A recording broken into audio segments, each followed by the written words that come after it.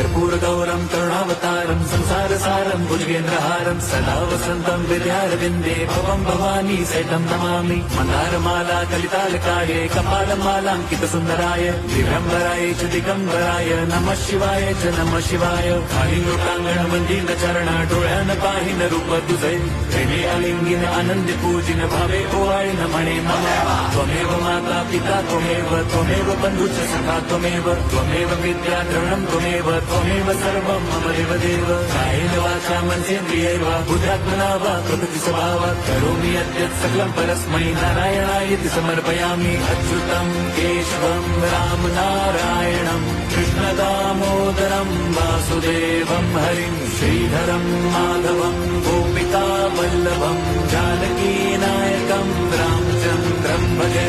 Hare Ram